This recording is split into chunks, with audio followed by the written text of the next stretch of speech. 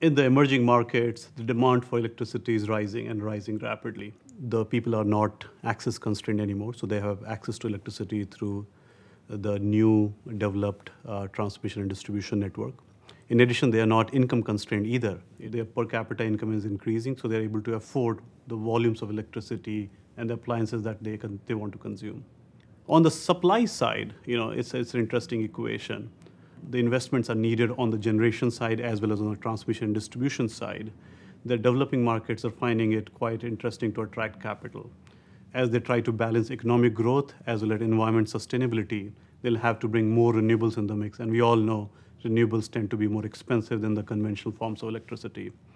Our estimate is that developing markets will require 2 times as much capital to achieve same parity on consumption target as developed markets as they think about putting the capital for the overall market. Capital is scarce.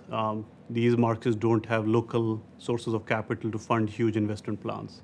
They will need to attract private international investors to come to their markets and put money into the sector. And frankly, the track record has been mixed. Many of these economies have not returned decent amount of returns to their investors in the past investments. So it's critical for them to create the right policy, right environment, and make sure the whole power ecosystem moves along to provide returns to the investors. And frankly, it needs to be not only risk adjusted, but also currency adjusted given the currency fluctuations you see in these markets. We have recently done work with World Economic Forum on future of electricity in these markets. And there are 3 critical principles that jumped out to us based on the work we have done. First and foremost is build local capabilities. This is a very, very local, regional, national business. You need to really understand the government, how they operate, the policy and the regulators, how they set up the policies.